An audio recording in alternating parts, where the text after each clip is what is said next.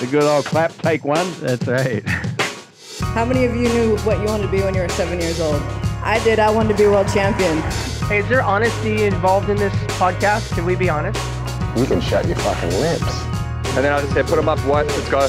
He's like, you look too pretty on the wave. Get ugly. We can talk about DMT if you want. I thought we were boxing. All right. We have four-time world champion, style goddess, and surfing icon, Lisa Andersen, on the lineup. Lisa, thanks for joining us today.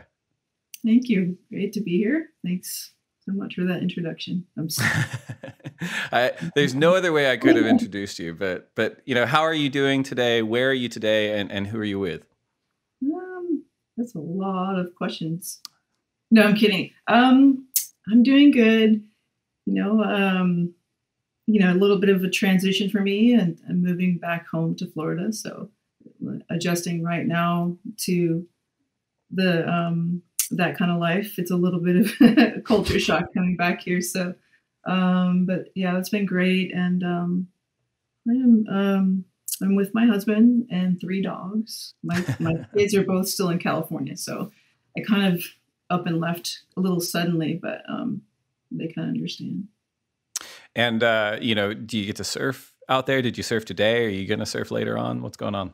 Oh man, I might lose some lighting actually, because I turned all the lights on because it's going to get dark here in a sec. I'm 3 hours ahead of you, but I did surf the last few days. It's been pretty fun. Right here, I'm about 10 houses from the beach, and I just ride my my bike over the sand dune, and there's no one out, so I can embarrass no one. That sounds perfect. It's been pretty fun. I mean, I've been having a good time just surfing and getting back to like why I like surfing and not try to. California is just a little bit of a stressful time there. Oh yeah, and because you were in San Clemente too, which is a specific kind of California, right? Yeah, I mean, I loved it. It's just awesome. It was a dream living in California. I think chasing the ultimate dream of being able to reside full time in California is quite a big dream, but I wasn't fulfilled, surfing wise. So I think that it was just really hard for me to like paddle out and get waves and stuff. And I knew that if I came back here, that I could surf whenever I wanted to, almost kind of like that Central Coast kind of vibe. Right. Back years ago when I used to live up north. So yeah, warmer ago. Yeah, I was on Monday. I was watching the start of the final day of the Olympics with Pat O'Connell, and he was asking when our podcast was coming back, and I said, "Oh, I'm going to podcast with Lisa on Wednesday," and he was so excited, like even more excited than his baseline level of excitement. And he mentioned to me that you used to be traveling partners on tour, and that you actually won more events on his boards than he ever did. Now, I put aside that he never won a CT event, but I was like, oh, I want to hear from Lisa if that was true or not. Did you used to surf Pat's boards and win events on them? Gosh, I had such great travel partners on tour, and Gallagher was the other guy. I mean, it was the 3 of us. I don't know how I kind of bumped into those guys, usually just stranded with nowhere to go and no support. So I was just like, can I get around with you guys? So I'd end up from here to there. And man, Pat was, love him to death. He's like a chick. Like he's just really easy to talk to and likes the same kind of music. And it's like girl talk all the time, but with a dude that you didn't feel like, there was any pressure there. And such good surfer, very motivated, like surf 5 times a day. I was like, gosh, I want to hang out with you way more because I want to surf that much more. I want to be around people that are motivating and in a positive way like that. And on tour, it was really hard to kind of find a little groove. So whenever I could, kind of hang out with people that kind of helped me in that way, it was good. And Pat and Gal, Chris Gallagher, were just awesome. So yeah, that was fun hanging with those guys. And is it true? Did you win events on Pat's boards? So I think that there was a few boards that Rusty made for Pat that he didn't like. Like he used to be like very adamant about that. These boards suck or whatever. And then I'm like, oh, that thing feels unreal. I don't think I've ever felt such a nice board. And I was like, do you mind if I ride it? And then I would end up winning like trials, and then I would just keep on going on his board. And then I would end up like, hey, do you mind if I cover the stickers up? So, Yeah, and then I just would do well on a few of them. So good memories. Yeah. Did you watch surfing's debut in the Olympics at all? I did. I mean, I was frothing because I kind of couldn't wait to see how, how it was going to be presented, because that was such a, for me, it was like, oh my God, if they blow it, because it's like, the whole world is waiting to see, like, and right, how's it going to be presented and what's the surf going to be like, because you heard about the cyclone coming, and I was thinking, oh man, I hope it's manageable and everyone can, perform. And, I did watch it. I could only see bits and pieces. I had a little trouble logging in, and I think a lot of people did. Yeah, it wasn't very easy for me. I couldn't access anything live. And literally every 10 seconds, a commercial would pop on, like right in the middle of a ride or in the middle of something. And I was like, well, this is really annoying. That aside, though, it was, obviously very emotional, and like, it doesn't matter what, because I think that when you watch the Olympics, and every, 4 years that you watch the Olympics, there's always a sport you've never seen before. There's always a sport or one that you don't know about. And you make yourself sit there for a second and kind of go, okay, I want to figure out what this is. So I'm thinking about that while people are tuning into surfing, going, okay, well, think about what I feel when I'm looking at a sport that I don't know too, and how I respond and react to that. So fair enough. Like, I think that there's a lot of stuff to learn because there's so much information. Right. I think that, everyone did a fairly good job for what they had going for them, and I think that the athletes themselves, I mean, you could kind of feel they were just, you could feel it through the TV screen, how exciting they were, how excited they were, and how it was kind of stressful and emotional. I just felt like, God, those guys must be like freaking out. This is a big deal. Because getting there is just like, okay, yeah, we're in the Olympics, but then you get there and then everything starts happening and you must start to feel enormous pressure. I totally agree. Like, it didn't really hit me until Steph lost to Bianca, like pretty early on. And, Steph's like an incredible surfer, and occasionally you lose CT events early, it just waves or whatever. And this felt different, right? Because, and then I was getting all these text messages from friends in Australia, and they're like, they're just heartbroken and they felt so bad. And it was like, there was just every 4 years you get a shot, and this is the first shot, and it's such a big stage. And it just, as you said, like, the stakes were just so unique. Because I think people don't realize, the Olympics are bigger than they are. Like, it's way bigger than people think. Because of how much we put on those athletes. Like, gold is gold. Imagine finding gold. It's like, huge. So I don't know. There's something about, obviously the world is in desperate need to come together, and sport is that thing. In the Olympics, everyone's been waiting for that to come so we could all just sit there and watch a sport together and cheer and all that good stuff. And it happened. But in a new sport to the Olympics, like surfing, all these fans are just like, oh my God, how do I deal with this like heartbreak and shock? And families watching from afar and not able to be there to support their, partners, kids or whatever that are in the Olympics. It's got to be tough.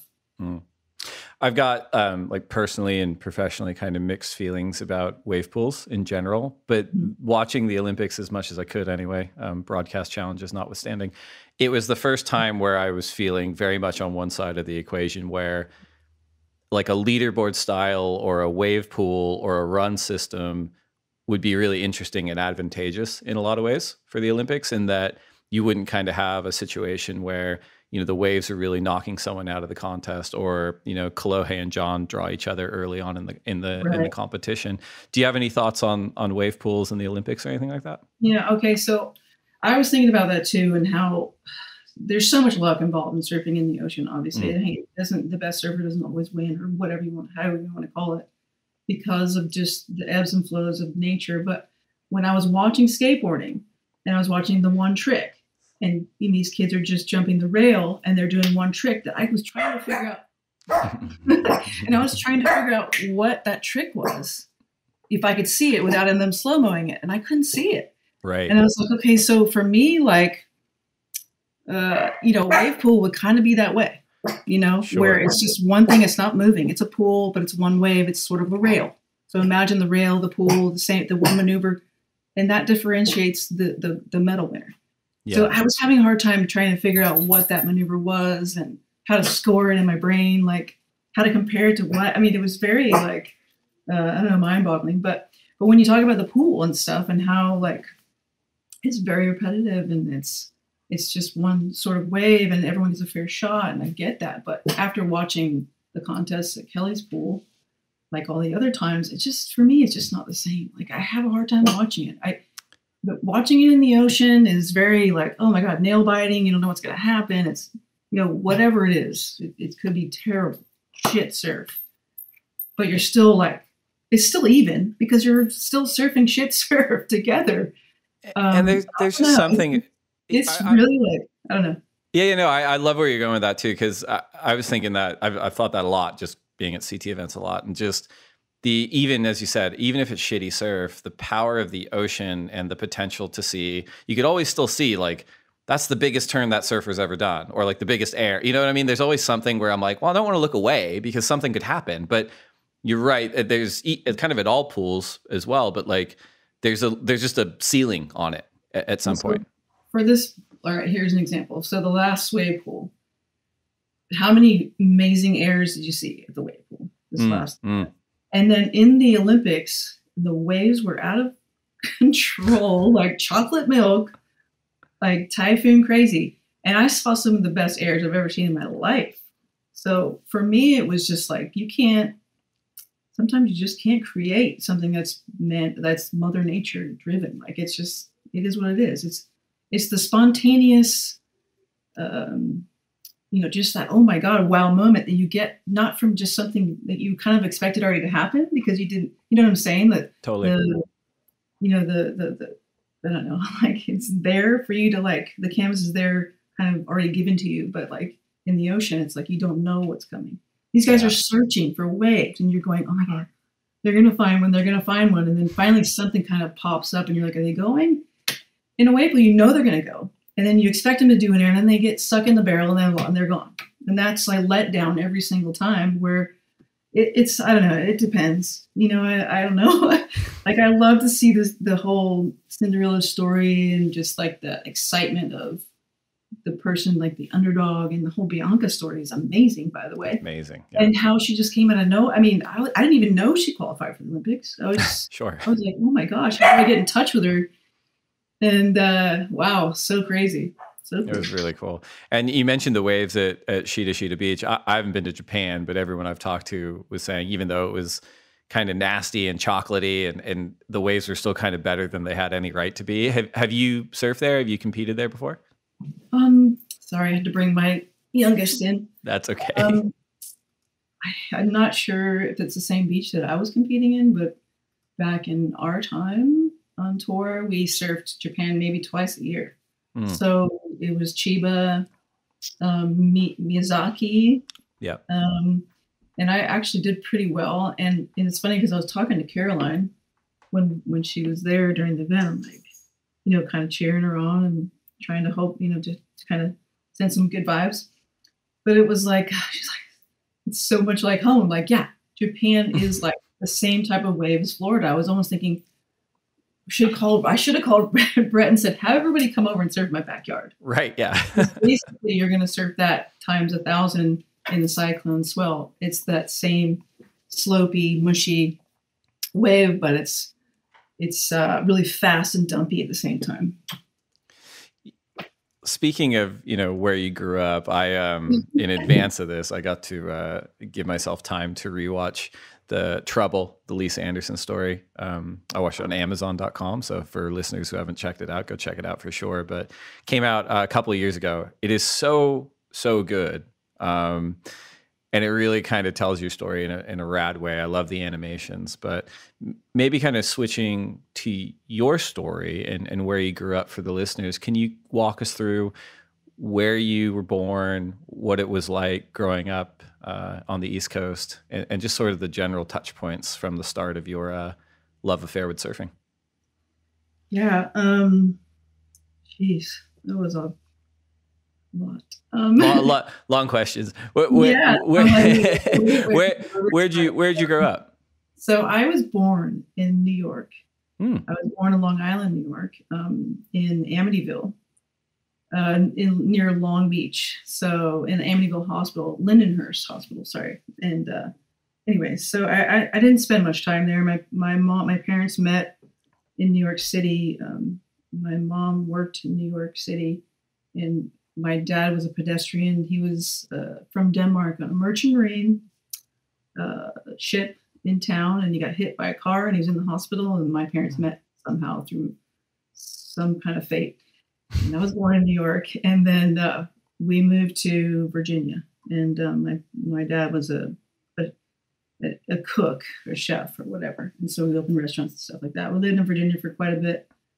And my dad and mom kind of worked restaurants during that whole thing. And all I did was go to school, but I was already kind of a brat because my parents were never home. They worked every single day. And, so I kind of had a lot of time to get up to mischief, and I had three brothers. So I was just always kind of up to something. And, when things just didn't go very well with restaurants, we moved to to Florida, and started over really. And I found surfing just because we moved so close to the beach, and I'd never seen surfing before, never seen boogie boarding, nothing like that.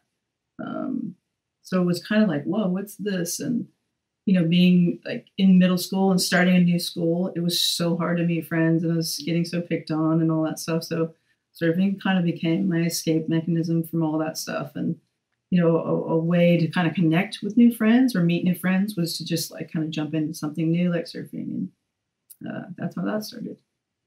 It's interesting, right? Because a lot of brands and even, our organization, et cetera, especially over the last few years, have latched into this truism that, the ocean doesn't really give a shit where you're from or, how wealthy your parents, any of that. The ocean's unbiased and it's supposed to be for everyone. But in a way, that's really, really true. And time again, even talking to the world's best surfers like yourself, it was a salve. It was sort of a surrogate parent. It was a place that you could escape, because a lot of people that end up getting really, really good in surfing were somewhat outcast and misfit, when they were growing up.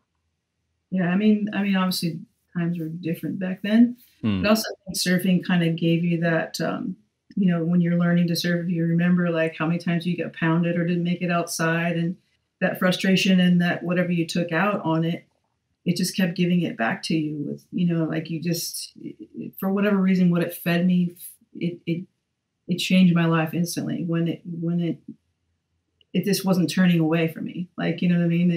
It didn't let me give up. It was just one of those things that I just persevered through. But also like, I'm not going to sugarcoat it. It was hard to get around in middle school. Like it was just tough. And I was a tomboy too. Like I hung out in OP, the OP corduroy, walk shorts, and I wore Vans back then. And it was just like, I don't know, how can I fit in around here? And so surfing was pretty much the only thing I could figure out. Style's kind of cyclical, because now like people that wear OP cords and Vans are like hip kids. Isn't that funny? It's really funny that way. But yeah, it's really strange though, coming back full circle after all these years, and this down the street where I learned to surf. It's like, whoa, I never thought I'd be back here right now where I'm at in my life. It's so weird. It's really weird. And when you started, was it something that came easy to you, or was it something you felt like you had to work at? I guess it could be both, but like, I guess compared to other things you may have tried when you were a kid, did you feel like surfing was something that was a better fit for you? I mean, I don't have a ton of memory of, and it was never really taught personally with somebody. There was a few of the guys out there that always kind of, would yell at to me to go this one or that one, or, cheer me on. So that was always there, but I wouldn't let anyone push me in the waves and stuff. And I remember, so here in Florida, it's when you get swell, there'll be a rip current involved somehow, or from a storm or whatever, and it's pretty tough. And so you would drift, like you'd paddle out and then drift a mile and then walk all the way back and try again. Sometimes I wouldn't even make it out. I remember those. I have those memories of not making it out and just like wanting to give up and having so much sand in my swimsuit bottoms. I was like, what the heck is getting me pounded? And but I don't know. It was just like I was alone doing what I wanted to do without someone telling me how to do it. So that was kind of a big part of it. in just the whole ocean energy, pretty much. And in terms of your development from starting to starting to get really, really good and competing, you mentioned, wearing OP corduroys at school and Vans and stuff. So what were your reference points when you were growing up? Was it magazines or videos? Was there an idea of surfing that you were looking at? Because today with the internet, like you can do surfing so many different ways. You can get into kind of alternative craft. You can get into longboarding, big wave surfing, what the CT, whatever you want. But, when I was growing up, it was like a fairly curated path of like, if you want to get better, it's these few things. What were your kind of reference points when you were learning to surf? I feel so lucky to have been taught by magazines, because you literally could just, it was funny because I lived in, so here in Ormond, my neighbor was a longboarder, a really good surfer here from Ormond, Dave Heddle, who he lived with his sister right next door to me. And one day I went outside and there was a big pile of magazines like set on the side of the road for the trash. It was all surfing magazines, piles. I'm talking 2 or 3 feet high of magazines. And I went and grabbed a bucket at home and I just started throwing them all in there. I don't know why he's throwing them out. I mean, back then he's probably kicking himself now, but right. But I just took them all into my room and sat there and just flipped through every single one of them. I must have had like 50 to 100 magazines. I'm not even kidding. I was just like, wow. And so I basically just, whoever was cute and looked good on their surfboard, I started tagging them on the wall. And like, I don't know, like certain things stood out to me, which was so weird because I'd never met any of those people. And the funny thing is later in life, I met those people and they were on my wall. And so that was a complete trip out for me. Like, but yeah, surfing. I mean, when I saw it in the magazine, I was like, oh, this looks awesome. And look, they're wearing those shorts and that, fashion, the look and just like the vibe of surfing. It was very attractive, very suns, the tan, the smiles, the blonde hair. And I was so sucked into that whole fashion side of it too. Like, I was just like, this is how I'm going to, this is what I want to be.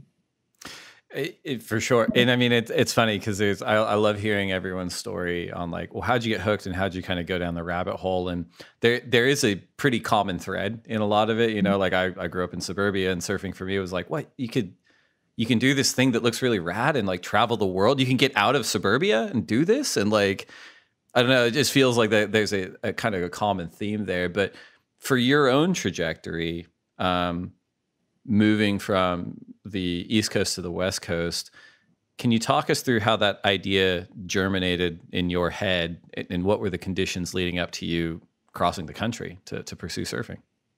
Yeah.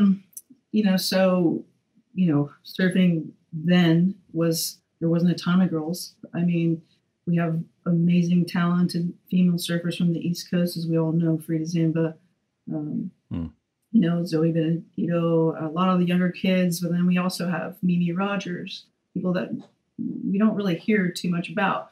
But there's some iconic surfers from here, and they were women, but I didn't know them until I had gone and done what I did. And then I was like, oh yeah, no way. She's from my hometown. I didn't even know that. And so there's just not being that educated, but then there wasn't there wasn't that kind of stuff out there to learn, you know what I'm saying? But, I was like surfing in ESAs, so someone said, you should surf in contests. And I was like, cool, yeah, I want a little shiny trophy. And so I entered the ESAs, and there would only be like 2 girls that would show up or to enter. And so sometimes they wouldn't even have the event because there weren't enough girls to compete, and they couldn't just give you the trophy. So, I probably surfed in 2 of those events. And then a lot of other stuff was going in my personal life with my family and all that stuff. And there was an opportunity for me to really to kind of just like leave Florida and go to California at a young age and just kind of go for it. It was kind of scary. And I cannot understand what I was thinking back then, because that kind of thing, this time to do that would be crazy. Because how old are you when you're 16? When? So I was probably 15 when I was already like, the wheels were turning. and I was a miserable human being at it, and really how to way out of the situation. I'd gotten myself into a situation because I was still a kid trying to figure it out, tested my boundaries, and I made a mistake. And I borrowed a moped and didn't return it, and that person reported it missing. And so next thing you know, I'm in handcuffs and I'm in juvenile detention for a grand theft because it was worth more than $250. Grand theft moped. Yep. So then I was like, yeah, this is not what I was meant to do in life. So, I can't even, I think so much of it's buried in wherever it is. I can't remember a lot of the details and facts of that, but I just know that I remember going to courts with my parents and my mom just going, just being so angry with me. The situation was just so hard. And I was like, just always trying to figure out a way to get away. Yeah. And so I had an option. I had a friend of mine here from Florida that made surfboards for a living. Like his whole dream was to manufacture. Like he loved glassing on the, making the surfboards and stuff like that. And his dream was to go to Hawaii and work in a famous surfboard glassing house. And he did that. And then while he was doing that, he was mailing me letters because there was no email back then. So he was sending me mail saying, I'm going to go to California. You should fly out and meet me out there. I'm like, I'll get a place and you can come out and surf. And he made my first surfboard. So that's it kind of was very intriguing. And so I did. I had, it just was the moment. I don't even know why, but it just sort of happened. My mom was gone. My dad was, incoherent.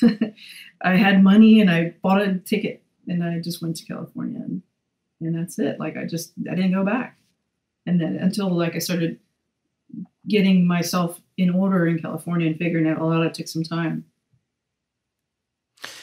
And when you're in California, right, you've got this passion for surfing,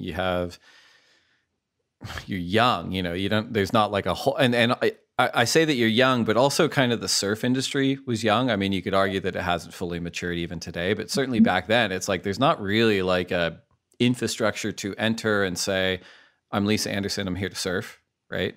And you kind of have to cleave your own way into that. So when you land in California, what was the pathway for you to say, okay, well, I'm here to get better at surfing. I'm here to compete. What were you thinking when you got there?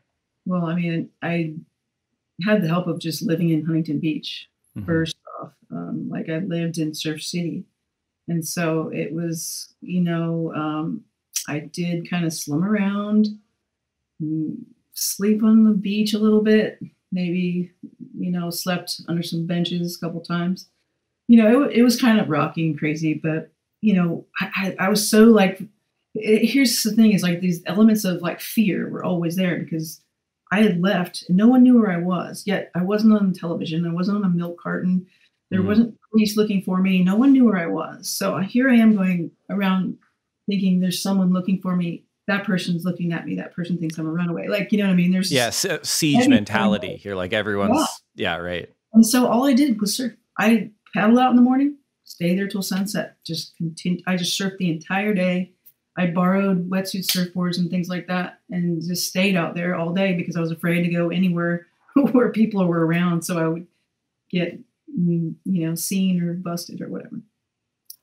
There was one time I got a jaywalking ticket and I was terrified because I didn't know that you couldn't cross the street in California. I was looking both ways. Okay, there was no cars coming in. I just ran across and a motorcycle cop just sirened me over. And I thought all I could think about was I'm going to Florida. I'm going to prison. All this horrible stuff. And it was crazy. Now, were you corresponding with your family at all when you were out there at any point? What was the timeline between landing in California and then, letting your family know that, hey, I'm okay, even if you're not letting them know where you're at? So in a 1 year span, I had landed, lived with my friend from Florida originally that ended up working at Spanners, which was in Huntington Beach. I ended up working in Mazzotti's around the corner at a little Italian restaurant. I got a job, and then I was also doing soft serve ice cream. So I was working and surfing, but I was also starting to compete in NSSA contests and stuff like that. And then Rocking Fig, R.I.P., he would write articles for the Huntington Independent, and it would be like my name in big, letters at the beginning of the article, and it would say Andersen from, we don't know where she's from, but she just won this contest. And so I would mail those articles to my mom in the mail and say, look, here's what I'm doing. I'm not a kook. I'm not a, a delinquent or a useless child. Like, I'm actually doing what I said I was set out to do. And she still didn't kind of put it all together until I had run into a friend of mine here that went to USC. I went to high school with here in Daytona Beach, who is now married to Harrison Ford's son, Ben. And she came down to watch me surf at Huntington, and then told a friend back home in Florida. And that friend called my mom and said, she's in Huntington Beach. And then they tracked me down to a surf shop called Alita Wetsuits. Mm-hmm. And my mom called me, and it was exactly like a year that I had spoken to her, like, since I had left. So I spoke to her on the phone. But it was a trick. Like, they said someone was on the phone, and I went and answered it, and it was her. And I was like, I didn't know what to say. I was like, this was, like, caught me off guard. And so, yeah, that's the first time I spoke to her. And it wasn't too bad. It was just like, yeah, I'm good. And she thought that it was a driving without a license ticket that was sent back, but it was a jaywalking ticket. She didn't really quite understand what that was that came in the mail. And then I said, I'm actually qualifying for the U.S. Amateur Championships, going to be held in Cocoa Beach, Florida. So I'm going to come back home, and you guys can come down and watch me. So, yeah. We're gonna have a little nerd Star Wars intermission moment here, because you said Harrison Ford's son's name is Ben. Yeah. And his Han Solo character's son was Ben Solo. Yeah. Okay. Well, I was just checking. I just want to make sure. I'm a huge Star Wars fan. I still think his performance was great, but it's a little bit cheating in the performance. No, it was pretty crazy. So when you come back to Cocoa Beach, how old are you at this point? 17, 16? Yeah, so it would be the U.S. champs. It's probably been a year, so 17. 17, okay. There's some gray area between, like, was I 15 when I left high school, or 16? So it's within that little span. Right. And at this point, obviously, you're getting attention at Rockin' Fig's writing articles about you. Clearly, you'd gotten over the paranoia at this point. Otherwise, you would have had like a Newsies Jack Kelly kind of situation of like, don't put my name in print. Like, kind of like. No, yeah. Are you getting support from, board builders or the industry at this point? Are people starting to take note of you being talented, like, or did that come later? Yeah, no. So yeah, it was kind of, it's interesting because, like, there's a mecca of surfing, obviously, in Huntington and the cities around. But everyone seemed to be surfing there quite a bit. When the OP Pro came to town, the first time I'd seen pro surfing, or that was a Caton, but it was the OP Pro was the big event. And it was all wrapped around with big wire fence and stuff, and I would always look in and just be like, hey, that's the guy from the magazine. And I would just remember their faces from that. That was this huge moment for me. It was like, okay, I'm in the mecca of surfing. This is where I want to be. And people did take notice. I would kind of always get in the way in the lineup anyways, because I happened to like drop in a couple of times and get in the way. I was always falling in the way. I felt like I was always wrapped up in fishing wires too, like off the pier. And so I think I caught the attention of Alita Wetsuits, the guys like Tom Ballister. I don't know if you know him from Huntington Beach. Yep. Yeah. Tom Ballister. I actually had a sponsor called Offshore. There were board shorts, the Offshore logo. Do you remember that? They sponsored the I remember that one. I remember the company. I don't remember the logo though. So I got board shorts from those guys. And I don't know, just people just give me stuff. And that was awesome because I think I had a lot of stickers on my board. I was just putting everything on my board because I thought that was what you're supposed to do. So I think I had like stylized and like all these different companies and oh my gosh, and just loved it. It was just, those were good times. Like I was getting stuff, and which was great because I needed the equipment. I didn't have anything, or Sure, yeah. The means to. I didn't even know how to order a surfboard and what I needed to get better, that kind of thing. So yeah. I want to get to the next part of this conversation, but first we're going to take a quick break to get a word in from our sponsors. We'll be right back. You mentioned, the magazines and clipping photos and putting those on your wall. And full confession, the first magazine I ever got was a Surfer magazine with you on the cover, purple top, Xanadu board, and the caption was "Lisa Andersen surfs better than you." That was the first magazine you ever got? Yeah. For real? Mid-90s. I'm 38. I started late. Are you sure? Pretty sure. Was it this one? Let me see. Oh, hold on. That's it. Photo annual. That's it. Quiksilver logo, Xanadu, but Xanadu X on the nose. Oh my gosh, it's so funny. I'm like, and it says, it's like the whole thing's like, Lisa Andersen surfs better than you. And I'm like, yeah, no argument. And I've carried that with me forever. It was great. But I'm curious to get the footnotes, the summary notes, the cliff notes, from getting, free gear and stickering up your board, proto Gabriel Medina style, to getting sort of major contracts, qualifying for the tour. What were the stepping stones between those two phases of your career? Because as I said, it was still very early for the surfing world, surfing competition world, and even sort of women's surfing. So I'm curious to get the footnotes. I mean, I'll try to kind of narrow it down quickly because there's a lot of bouncing around, but I'm sure, yeah. And back then you have to realize that the surfing industry, surfing companies, like, for example, like you had a wetsuit, you had a clothing, and you had a sunglass sponsor before everyone just went 100%, you know what I'm saying? Like where Quiksilver was everything, Rip Curl was everything, and you couldn't have anything separate. It all had to be one brand. So back then I had all kinds of stuff, but mostly it was just photo incentive and product, which, then was a big deal. But when it came time for me to travel for the first time, it was really tough. Like, I think that I reached out to every surf brand, like even the ones you don't even remember, like Beach Town and like random surf companies back then, that I was like, I don't care. I'm going to write a letter to every single one, because that's what Debbie Beecham taught me to do. She said, hey, she took me around to the trade show. She said, this is what you do. You walk up and you go, hey, here's your resume, give them your results, and, tell them what you want to do and all that. And that's kind of how it was done. You go to the trade show and try to find your sponsors. And it's kind of funny because I wrote a letter to Danny Kwok at Quiksilver, and I was like, didn't hear back. I was like, damn. But I think that basically Bob Hurley was one person, because I saw him on a daily basis at Huntington surfing and stuff. And he's like, how's it going? And he was always so cool to me. And, very supportive. And I was like, I haven't got any word back. He goes, well, if you get stuck, come see me. And I was like, okay. And I was like, okay, I'm stuck now. Yeah. I would have gone there the next day. I'd be like, hey. I was there the next day. And so then those guys, so basically they're like, okay. And Mark Reeder was the team manager at the time.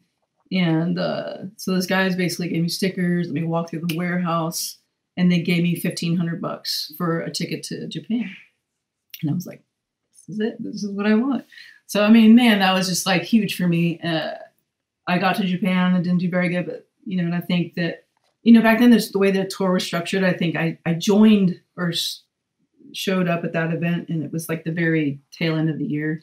So I didn't start from beginning to end. It just kind of popped up in one event because I couldn't get to any other events. And plus I didn't have any idea of how to do things right. And back then, there wasn't a qualification thing. You either just sent in your entry fee and all this other stuff, and requested to be in a heat. So, I went to Japan. Billabong was the first, signer, and then I got approached by Bonnie Creel. Kim Merrick had retired. Bonnie Creel from OP came to me and said, "So Kim's, going to bounce, and we want to grab you." And I said, great. So a 3-year deal. It was big deal for me.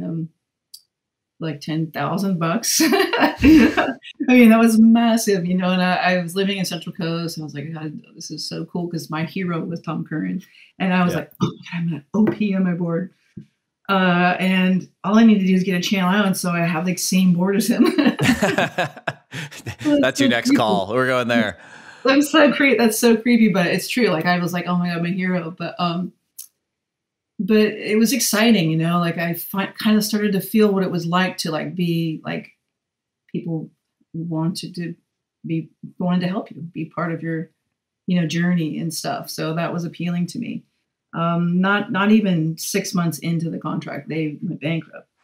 And, you know, I kind of had to deal with that. And somewhere between that and the Billabong situation, I had traveled so many times to France with, you know, kind of the struggle of getting there and showing up at the airport and not knowing where you're going and don't speak French, and all the guys with rides all set up, and there goes the teams, and you're just sitting there on your board bag like going, what the heck am I going to do?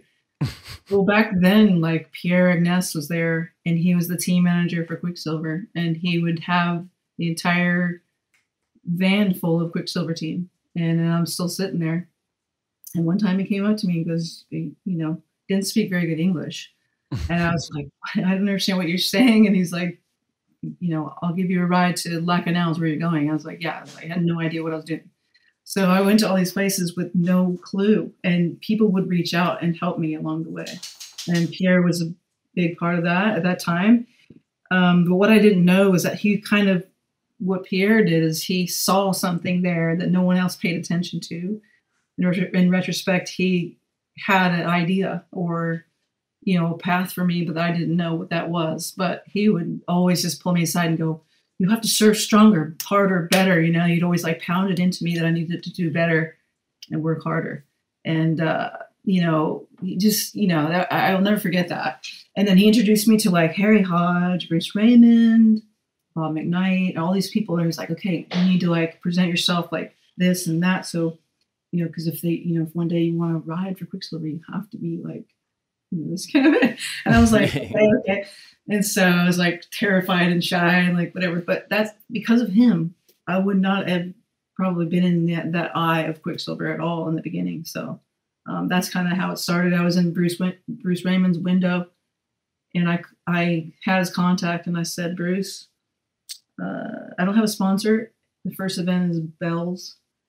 No, I'm sorry. The first event is on the Gold Coast, is the Tachi Classic or something like that. I was like kind of a 1-star back then. And then Bell, then there was the whole Grand Slam. So Bell's, Narrabeen, Manly, all that stuff. And so I was like, just fly me to Australia. That's all I need. It's just one ticket. My prize money will be the rest of the way. That's all I need. It's just one ticket, $1,500. So he's like, okay. So it was 4 months OP, and then right then Bruce is like, okay, flying you to Oz. I flew to his house in Sydney, stayed with his family, and then flew up to surf at Greenmount, won that contest. A lot of little cool stories, but it just goes on forever.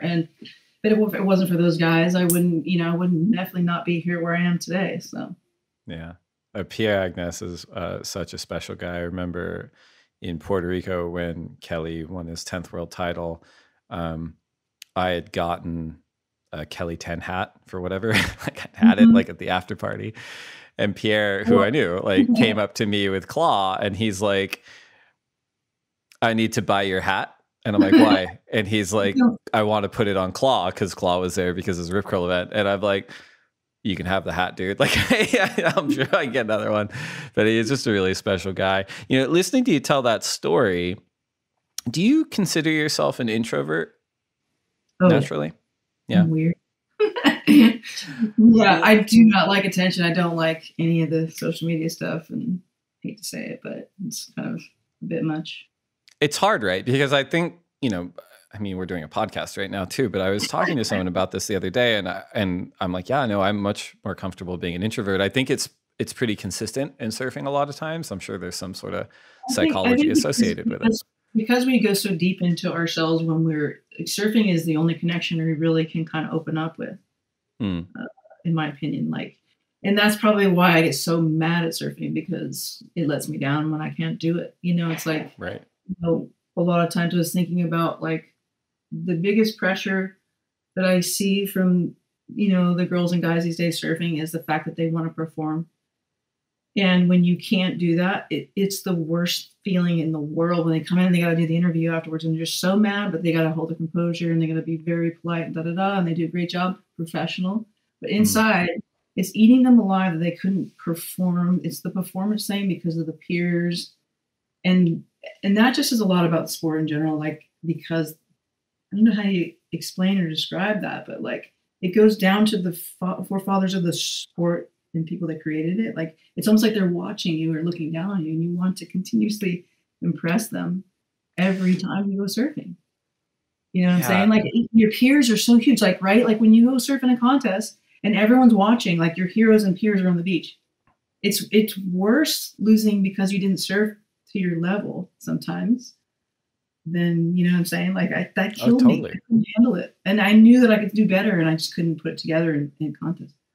Well, the reason I asked too, right, is because you, arguably more so than like any woman in surfing history, ended up becoming like the face of surfing, and in a lot of ways had to carry a ton of, even though you might naturally be an introvert, like extroverted muscles that had to get worked out, you know, whether it's, as you said, performing on the world stage, doing media, you know, modeling, whatever it is. When you were going through that process, and I do want to get to Quiksilver and Roxy and how transformative that was just en route to your ascension to 4 back-to-back world titles. But, you know, at the time were you aware, like, look, this role that I have to play in public is not really who I am. It's a muscle that I have to work out for my job. Never heard it like that before, but it makes a lot of sense. A lot of my muscles don't work these days, so holy crap. Yeah, that's an interesting way to look at it. But it's pretty painful. I don't know how to describe it. I think it's a bit of an anxiety issue. I think that I don't know how to deal with that sometimes, like big, enormous amounts of people talking to me all at once is kind of nuts. Right. I don't remember having that much trouble doing that when I was a kid, but I do remember it, like in recent times. I remember like trade shows, you know, where like you're walking in the trade show and hey, and you're like, whoa, this is kind of crazy. Like, how do I just, you know, and then you feel bad because you didn't talk to that person. So that kind of eats you up because you didn't give them like 10 seconds of your time and then you're kicking yourself. That freaked me out. I couldn't deal with that. Yeah. I mean, it strikes, just to draw it to like current times, like almost like a Simone Biles situation, right? Where, you know, she's just saying like, look, like and she's been, personally just speaking, like fucking amazing for what she's achieved and also for what she's doing to protect herself, you know, but it does feel like she is both a harbinger and a rider of these winds of change, in the sense of she can be a global phenomenon at the same time, like have to create boundaries around like, no, like I have to be able to protect myself, like mentally and emotionally.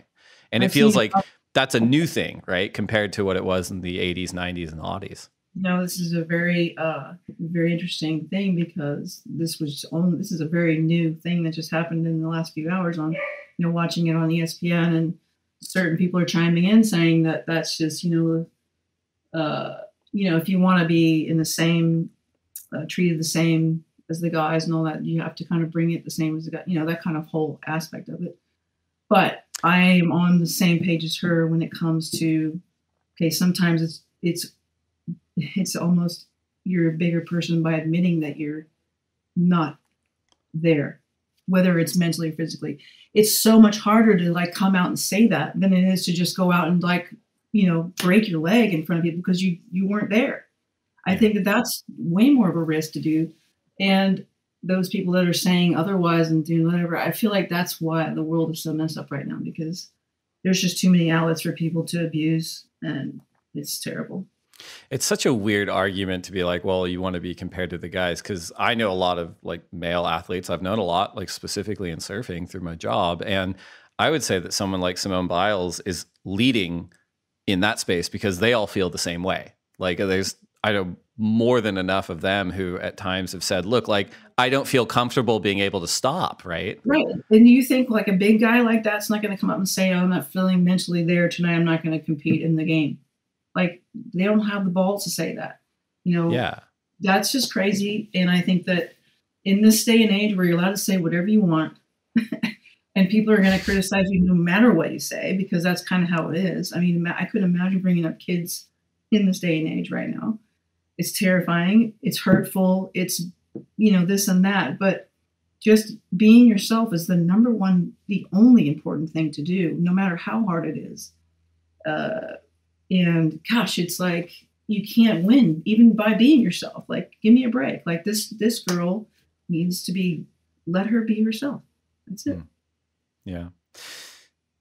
Going back to the 90s, 94, 95, 96, 97.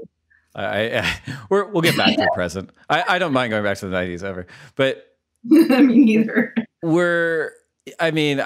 would have been, and I said, like, you know, I got my first magazine, you're on the cover, you were a huge icon, you know, to me just growing up. But kind of even looking back in hindsight, you were just so singularly dominant in surfing. Did you feel like you were that much better than your competitors in those years when you went 4 world titles back to back to back to back? You know, I think that it's interesting because there's always a little gap in generations where there's the crop is kind of moving on or thinning out, and then there's a new one coming in. And, you know, I think I kind of fell in the cracks there in a cool way where it was like there wasn't a ton of like, there was, but like I just kind of fell into a groove. Lane was just kind of traveling with her teddy bear still, so she wasn't quite there. And you know, it was there, but just whatever. I think also too, actually, I'm just remembering Lynette McKenzie, who was a huge competitor with me, and I don't hear a lot about her. And I know this is the time where, you know, you can kind of go back and like, gosh, appreciate everybody before you that inspired or helped you get where you are. But Lynette McKenzie, I haven't heard a peek about her. And she was on my ass. But most of the time she was winning. So I'd chasing her sometimes and vice versa.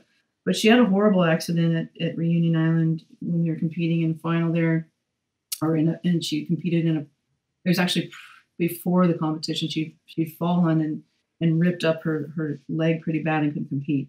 That opened the door for me I kind of had no competition with respect to everyone there. She was my, you know, the person that was my nemesis at the time. So there wasn't really anyone threatening super hard.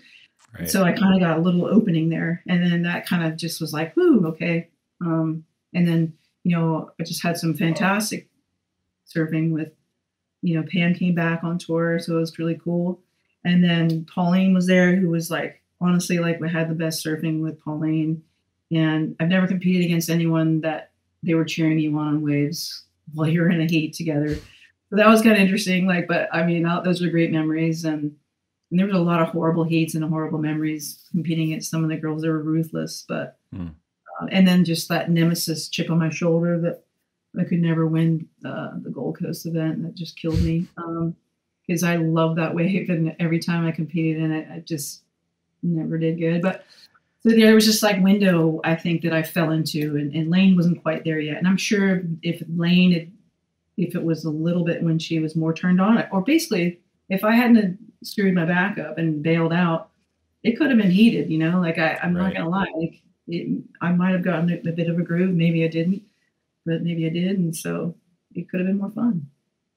You know, you mentioned Pam Burridge, and I had the pleasure of having her on back in episode 59, and she was so good. But you know, it was part of the through line in Girls Can't Surf, and you featured, you know, very, very well in that as well. And just kind of the idea that it was so Wild West, like the whole industry was, and the sport and everything back then, and particularly for women surfing. And did you feel like you were part of that collective, you know, that Pam Burridge, Pauline Menser, and the like, struggling to get around the world and kind of create the women's tour in a way, or did you feel like you were a little bit set apart from that group? Yeah, I feel like I jumped on, or that first event I went to Japan, I jumped in right when they were going through all that stuff, and I didn't understand what it was. Right. The girls surfing during lunch break and all that stuff was definitely present when I was on tour. Or getting the crappy conditions and things like that was pretty relevant.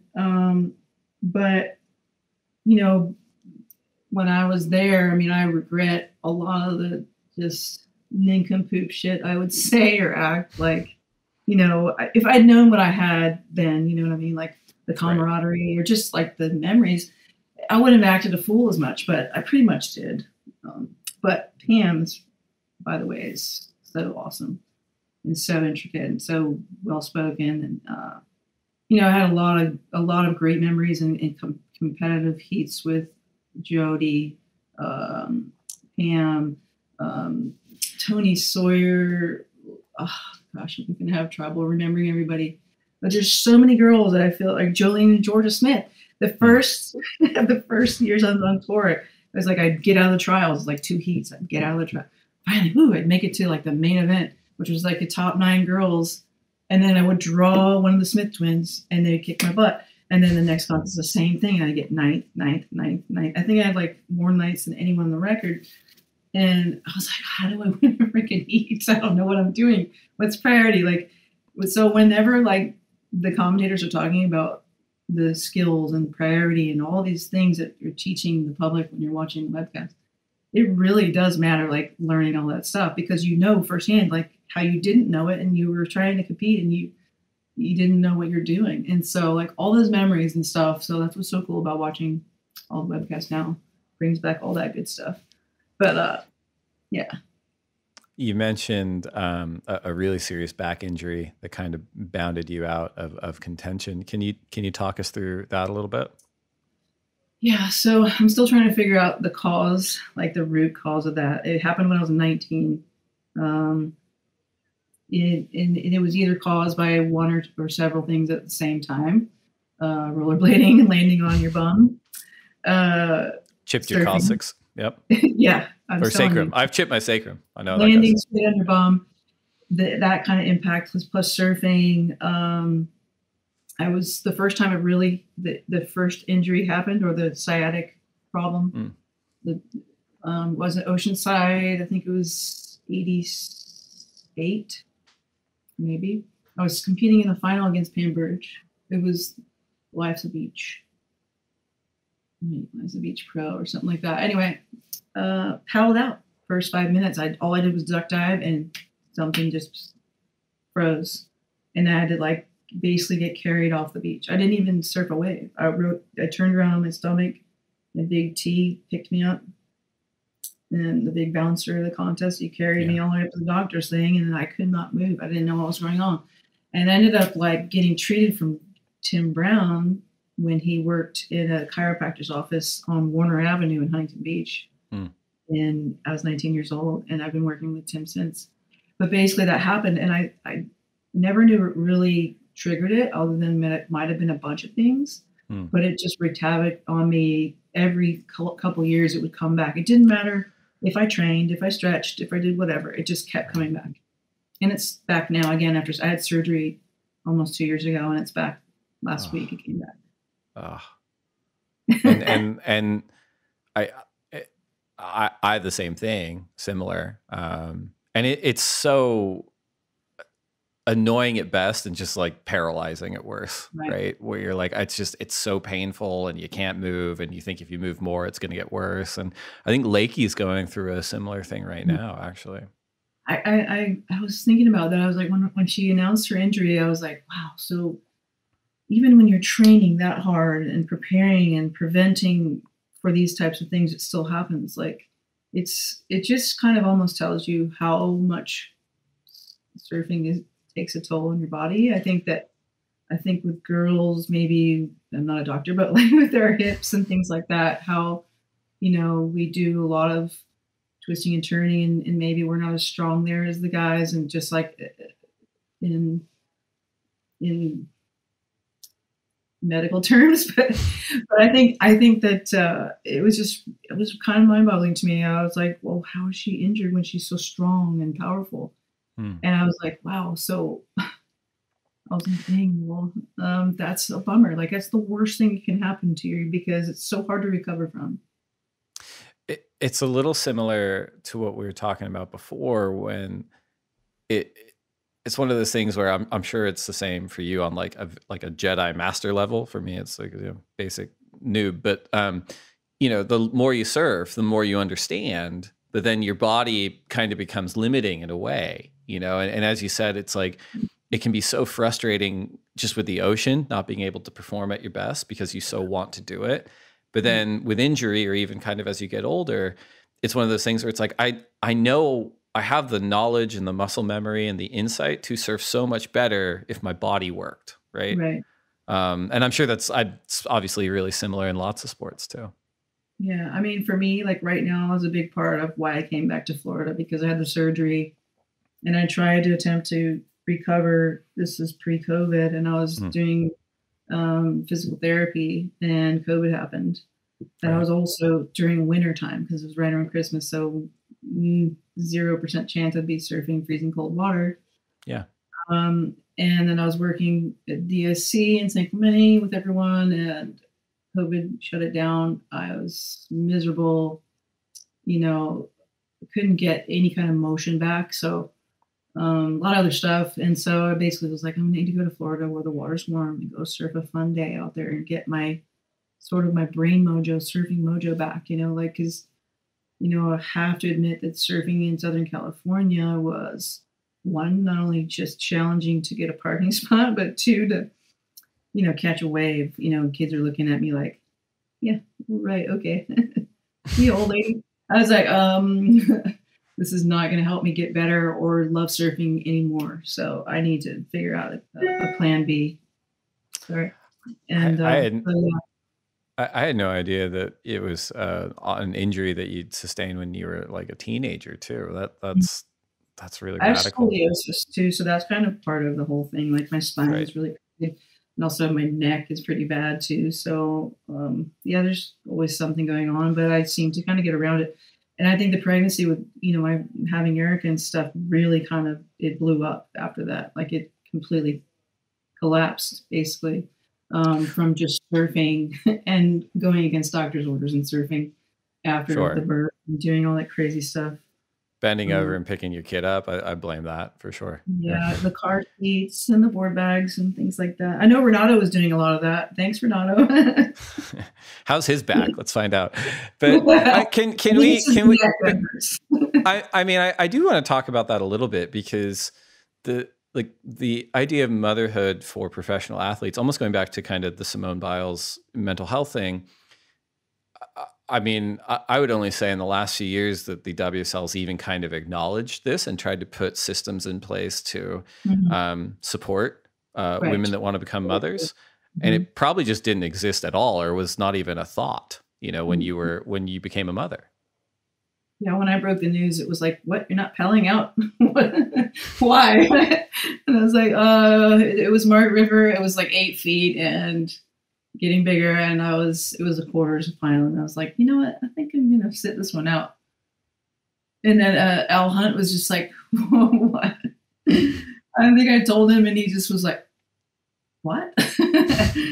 So, the media had a field day with that. And, but whatever. I mean, it is what it is. But I mean, yeah, that was just another obstacle in my life that challenged me, and I made the most of it. So, looking back and kind of looking at today, what, because I've been here for 16 years. I doubt that the systems we have in place are good enough now, but what would have been things that, I guess the ASP, but I guess like the broader surfing world, the industry, et cetera, could have had in place to support not just you, but really anyone that wanted to become a parent on either side. Obviously there's a different physical experience for women, but you know what I mean? Have you thought about that at all? Or there's not really a clause in any contract that I'm aware of, but most recently, like I think that with Kaylia becoming a mom and the support she got from Roxy was pretty cool.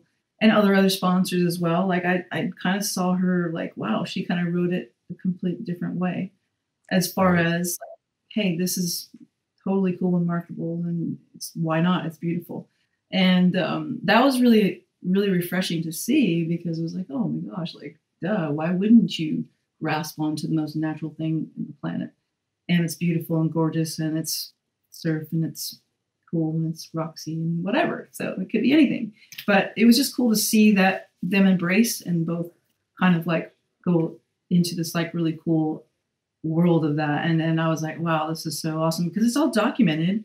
And now when her son is older and he can look back and see that, it's just going to be awesome. So that was really what was really cool about that.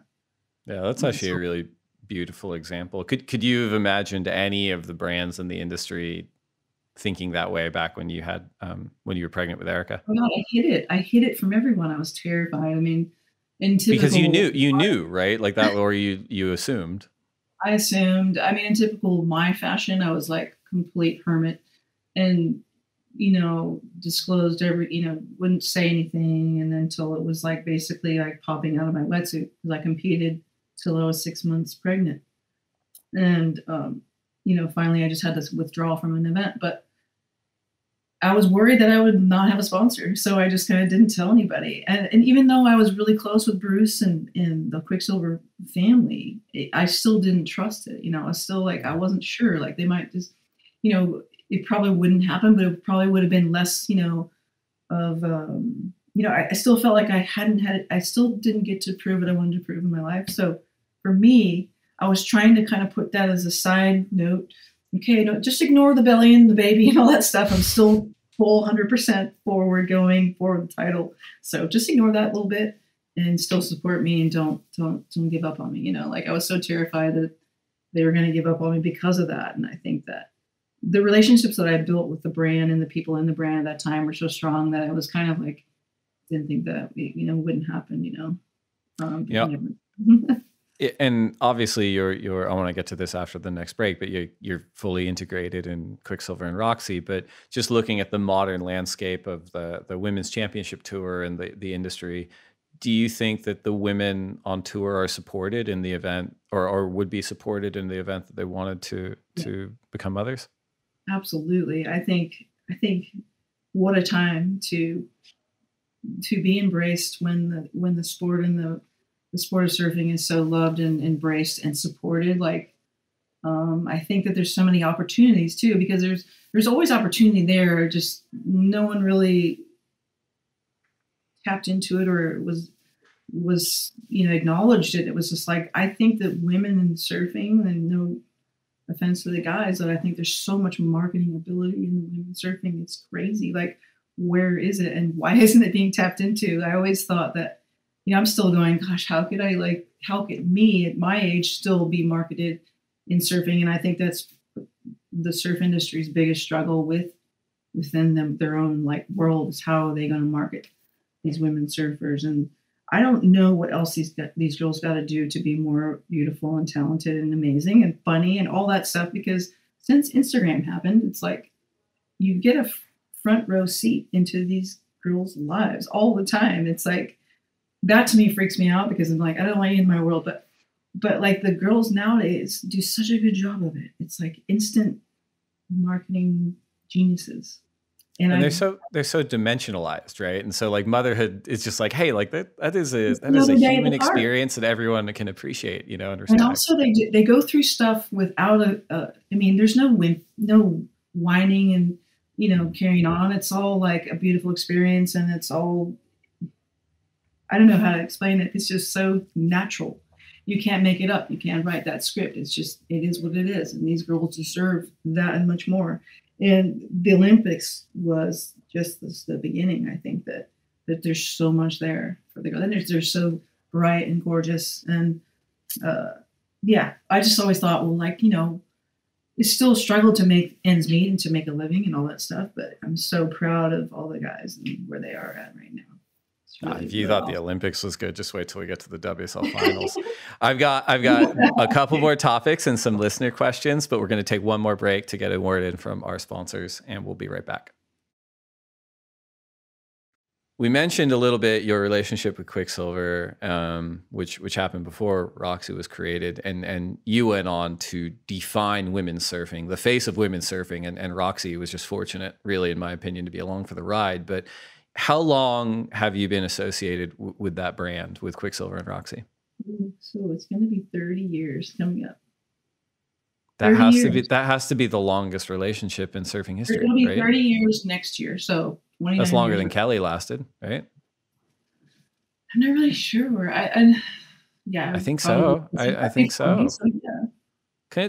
That well earned, and congratulations. You were officially the most marketable surfer in the history of the sport. Actually, you know what? Tom Carroll is still with the brand, so he's got way ahead. No. Tom, he's doing Tommy. You and Tom. Tommy's like, no, it's me and Tommy all the way. And what is your what if you had to describe your role there now? How would you describe it to someone?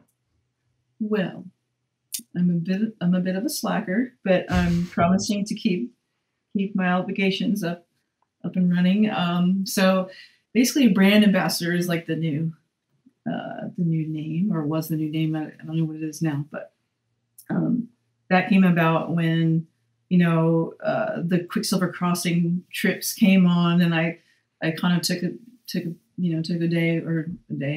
a career off from pro surfing. And there was like, what am I going to do now? And then this perfect thing popped up called the Quiksilver Crossing with Jeff Warren Baker and whoever you wanted to go surf with around the world. And it was the most amazing step off into life that I could have ever asked for. And that really helped my mind deal with that whole transition of pro surfing after competitive surfing. And so that was really cool. And then obviously Roxy being, a big part of that, because we were shooting and filming like product and board charts, and the story of that was unfolding. So, that was a huge part of my career after pro surfing. And as it stands today, being so universally respected, both by people that are in that program, Quiksilver and Roxy, and certainly around the world, do you get a lot of like hands-on kind of strategic insight over marketing and campaigns? I mean, when we were getting ready for this episode, we were inundated with praise for the new Welcome to the New Cute campaign. And I'm wondering how much involvement you have in stuff like that. So yeah, and I think I was supposed to answer more of that question the first time you asked me, and I got like, I normally ramble into other things, but yeah, so the brand ambassadorship for me was, I had all these obligations, like, I had to mentor the new, the up and coming girls, which I did with I did champ camps, surf camps, and things like that, where, all that was kind of fun. And it's funny because it's a little footnote of all the girls that have been in my camps have all been WCT surfers. So that was a little accolade for me. I was like so proud of them all. I feel like a mother hen, and they're all my young chicklings, like making it in the world. So it was really cool to have a bit of an influence on that. But also too, like the product, and, obviously I'm like really into what I'm wearing. I just will not wear some things like because I think it's ridiculous, or when you see, first of all, I didn't go to college and I don't know anything about marketing and I don't know anything about business, but man, I can tell you what I think can sell and what cannot sell, and just get rid of that and make this and tweak that, and, logos, this and that. Like I'm engulfed in that. I love it. I love the marketing of it. I love being asked, would you like to do this and do that, or pick this photo, or be part of that? I was always kind of thrown in to the mix. Like Randy Hill would invite me to come do photo edits when, there was actual film being used and not digital cameras. And I had to use Loop to pick out my, I put my little mark, and then Randy would put his mark, and then Danielle Beck would put her mark. And so I kind of felt so part of the brand then when I was involved in all that productivity. It was very fulfilling. And with the campaigns and stuff like that, make waves and move mountains, and started with that, and then a lot of other things. Like I really wanted to make statements that, really represented our brand as it was like evolving into this new world that's happening around us right now with social media, and how do we connect to people and young girls. And, it's just so intriguing and fun and challenging. And also, like, I just get to the point where sometimes I just don't like stuff, but, like I have to kind of ride with it and then support it. And I just love where it's going now, and I just love the challenge it gives me, and I love being an ambassador to the brand. But it's also just like personal, like it's like going to college. It's like I skipped all that when I ran away from home. Now I'm in college. Well, I mean, and as someone who works with a lot of marketing experts that did go to college, that's not like a barometer for intelligence either. So, but it does sound like, even in just talking to you now, and obviously we've talked before this, but like your lived experience and insight is really, in my opinion, contributing to Quiksilver and Roxy being at the vanguard of, you know, cultural awareness in a lot of ways, you know, breaking and challenging gender stereotypes. And as you were talking about before, like actually dimensionalizing young people in a way that it was probably never even an afterthought back in the 80s and 90s when you're coming up as an athlete. So yeah. Your experience must just be invaluable to people in the building.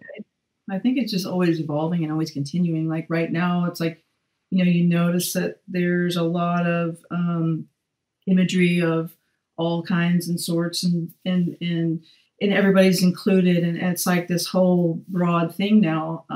I think women in general struggle with changes that they deal with every week of their lives. Like they're always changing in their ages and their bodies, and you know, to have a sponsor that's acknowledging that is for me, because I think sometimes, like, you know, with what I struggle with, not being accepted or you know, competing at that level, to me it's the same thing as not being still utilized or still have a shelf life after, you know, you continue to try to stay relative in the sport.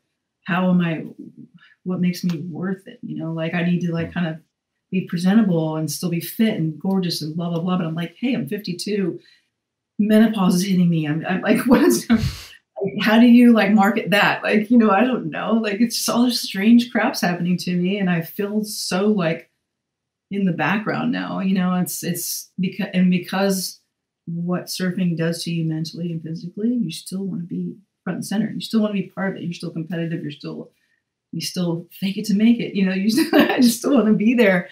But it's like really hard to accept how I look, and because I don't look the same in a bikini anymore, I have a sponsor that actually really doesn't care, and they embrace it, and it's very awesome. That's really cool. You mentioned when you were with OP, you were seeking out, you know, chasing Tom's sponsors and wanting to have a relationship with Channel Islands. When did that start for you? Yeah, so later on after Huntington, I ended up in Central Coast and living with Dave Parmenter, and he shaped a lot of my boards, actually, because he actually worked with Rusty quite a bit, and he was learning and doing all that. So I got to experiment with all that, but also still being competitive and surfing with Chris Brown and, you know, all these, you know, Groms, even Bobby Martinez. So like there's just like group of guys that I was always surfing with, and they had the best boards. And I was so jealous, and I always wanted to try them. I just wanted to paddle on them. You know, I would pull them and take them and pick them up in the contest area, and like, I don't want to get one of these. So I had to buy that. I had to buy one to kind of start. So like I saved up and got a Merrick, and, you know, I kind of rode that thing until it dilapidated and it fell apart. But achieved quite a bit on that board, plus a lot of other surfboards. You know, I rode for Xanadu too, won a world title with Xanadu, and there's so many people that kind of helped me. JC, I rode for JC because he was associated with Rusty as well, and he broke off on his own. But with Al, I was like, this board was just such a magical board to me that I couldn't really afford to go buy a bunch more. So I just kind of, you know, kept grinding. And then I remember being at the OP Pro, and I was in the lunch line in the VIP area making a plate of food and whatever. And there was Al, and he was next to me, and he's like, hey, and he's quieter than me. So yeah, he's a lot going on there. And he goes, so how come you never rode for me? And I was like, it kind of was just like, what? Wait, what do you mean? Like, I bought a board, but, you know, like I didn't know you wanted me to ride for you. I was like, all of a sudden, I was like, what? It seems like something you could fix, Al. Like, I mean, yeah. And I was like, he's like, well, you know, maybe you should, like, you know, I mean, that's what happened from there. I was like, okay, well, how do I check out without insulting people and stepping on toes and being, you know, the exit thing is always a problem, but it was something I wanted to pursue, and I always wanted to. And, And I just, when you have a magic board, there's nothing better. So. And you're still with them. What kind of boards do you ride these days? What's your go-to? Right now, I can't ride a normal shortboard.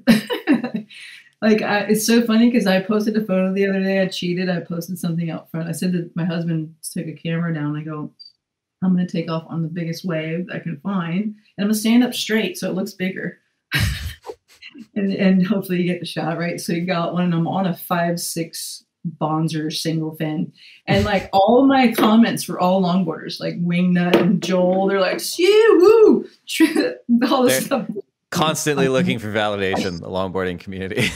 Like, oh, I'm not even on a longboard, but yeah, okay. It was really funny because I think that I wasn't trying to do that, but I was just trying to not look short and fat and like crunched down because I'm so out of shape. So I was just, Instagram is such a stressful thing. It's like you're trying to still empower yourself and people around you when you're just not really there. It's like so hard. It's a strange thing. It's a struggle. In September, we have the Rip Curl WSL Finals, which is now a one-day world title deciding event between the top 5 men and the top 5 women. What are your unvarnished thoughts on how we are now determining the world championship moving forward? I mean, honestly, I have to admit, I just read the little diagram on the website like a couple of days ago. I was like, how's this working? Yep. Yeah, that's like pretty cutthroat though. Like it's like, it's you pretty much show up and got to blow up or you're out. So I think, hey, why not? I don't think that serving has anything to lose by having a format like this. There's always going to be people, there's always opinions. So there's no doubt about that. But I think personally for me, the more you can make surfing exciting and appealing to people without taking too much of their time and everyone else's time, as far as like, using their home break and just, all those little things that kind of feed into the negative side of it. But the positive side of it, these athletes are working their butts off. I think that they spend a lot of time at events. I think it may be better for them physically if things could shorten up and they can just, show up and get it done. And they have a lot of downtime to recover. And that's probably better for them. Like the guys that are doing these maneuvers that are breaking their ankles and knees and, stuff don't have time to recover. And they just, I think there's something to be said about the format, how it could just kind of play into all that. Yeah, I'm with you. I'm pretty excited to see what it looks like this year at Trestles. Can we seduce you to bring you out for it? Can we get you out of Florida and bring you to Trestles for it? Do I have to wear a mask? Well, it's a long time from now. I'm not sure what we're going to be. We're going to be in hazmat suits by September. Yeah, I'm so down. I'm actually I haven't seen my son in about 11 months. So there's a lot of things that a lot of friends and family still in San Clemente. So that would be an awesome trip to kind of watch it all unfold. And I get to congratulate all the medal winners, which is pretty awesome. Because I didn't want to do it on Instagram like everybody else. Like, here's a picture of me with... I just want to say it in person. Congratulations, you guys freaking killed it. It was awesome. That feels like it will be much more substantive. I love it. And let's do it. Let's bring you out. Done deal. I've got a little bit of clout in the company. We'll fly you out. Easy. Sounds good. Just don't bring Renata. I don't know if you can get into the country at the moment. I'm just kidding. I'm kidding. Someone's got to carry the trophies. We did put out a clarion call to the Instagram community, and we got 7,000 questions in from your many fans, but we picked 3 of them. So 7,000 questions. There's a lot of questions we got. How did you pick 3? No, we just sort of blindfolded and threw darts at them. First question is from Katie Prunty X. So, sorry about that. What do you think of wave pools, and do you prefer them? We kind of talked about it a little bit, but maybe just personally, how do you feel about wave pools, and how do you like surfing them? Oh, I think the wave pools are great for that vacation destination, for something different. If you want to mix it up and you're, kind of over the crowds at the beach or point breaks and stuff like that. I don't know. I think it's really fun. Honestly, it's a challenge. It's exciting because there's just something so incredible about riding these waves. Like you just get so much adrenaline, like when you're watching the contest and CT server 30 seconds, and all of a sudden your stomach's in your throat, and you're like, because you just don't want to fall, and there's just like overwhelming stuff happening. So there's something really cool about wave pools. I've never surfed Waco. I would love to surf Waco, although I don't want to do airs. I don't want to break my back. But yeah, they've got a setting there called lowers, and it's super fun. I got to be honest. It's really fun. I'm all into it. I'll surf the baby pool. Yeah. Second question is from Willie Goat 0230, who asks, how far is the progression gap between female surfers from your era to now? Yeah. Oh man, let's see. Who's the lesson? So Chelsea Hedges, Georgeson. Yep. Man, I there's not a lot been said about her that, I mean, I know she kind of exited off with a family and all that, but man, I thought she was probably, if I would say as good as Steph, but a goofy foot kind of realm. Like, so good, so talented, so smart, so wave savvy, so smooth. Like, there's all these little things that you got to be born with. You can't really teach people. Like, it's just kind of the it factor. Chelsea had that, in my opinion, and I was like in awe of her. And that to me was like the last person from right after me that I thought was kind of the shit. Yeah. I'm so glad you brought her up, because she won her world title in 2005. It was like right when I started at the ASP. And then, as you said, like, you know, left to start a family. My non-expert opinion is that if she were still surfing at the level that she was surfing at in 2005, she'd be in title contention today. Like, she was just so good. So good. Yeah, absolutely. I mean, it was just sort of like, boom, gone. And like, for me, because I kind of like have a certain standard that I look to, and I think that was for me pretty way up there. So yeah. Last question from the Instagram community. Alden Milby asks, if a Masters Championship event comes back, are you going to compete? And if so, who would you want to take on in the final? Well, I was invited to the last one, and I didn't want to do it. There's just a certain thing about competitive surfing that I can't get my head around. And it's the part of the anxiety thing. So probably not. I probably wouldn't surf a Masters event, just because, you know, I had a conversation with Mark Richards about this a couple of years back, and I said to him, you know, you're going to go do the Masters. He said, no, why would I do that? And I said, why wouldn't you do that? He said, well, because the last time I surfed a contest, I was a world champion. Why would I want to surf another heat? I'm like, good point. But, you know, it puts that in perspective. It's like, you know, the whole, like the way you beat yourself up when you don't perform at a certain level. Like, I couldn't put myself through that anymore.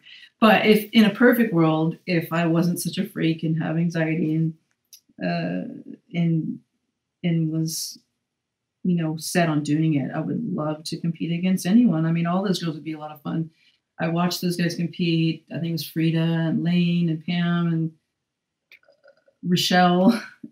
All those girls would be a lot of fun, and it just looked like a really cool experience to see everybody again, to kind of relive those times. And you know, but you could also see the competitiveness on the side there, and that I know would get the majority of me, and I just don't know how to deal with that anymore. Like, I just need to just be normal. That's a really good point. Mark is a supremely well-adjusted human being, and I feel like anytime the Masters topic comes up, the most animated people about it are people that were like world runner-up, you know, and they're like, yeah, let's do it for sure. You know?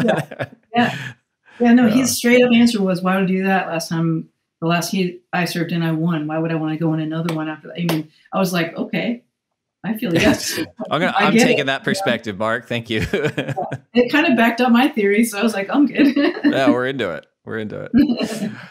All right, we have a final segment. It is the lightning round presented by Michelob Ultra Pure Gold. We have 10 questions for you to answer as quickly as you can. If you could only have one board set up for the rest of your life, single fin, twin fin, thruster, quad bonzer, or finless, what would you choose? Twin fin. Coffee or tea? Coffee. Burrito or pizza? Pizza. Last meal of my life would be pizza. If I was on death row, it'd be pizza. Last book you read? Oh, crap, that's a tough one. Oh, It's right over there. It's a horoscope book, but it's really complicated. Best surf film ever. I'll Be Held On. Morning of the Earth, right? It's a great one. So good. One wave you never have to go back to. Chopu. If you only get to surf one wave for the rest of your life. Chippewa, Selena Cruz. Man, you know what? You're really teasing us out here because we've got Selena Cruz, we got at least Bar de la Cruz and Chopu covered up. So this is exciting. Best person to share the lineup with. Curran. Because then on the way out, when you pedal on the way out, you get to see him rip. Oh my God, so good. Or Steph. Good answer. Worst person to share the lineup with. Any of my exes would be the worst. All right, last one. Finish this sentence. I will next achieve a state of happiness by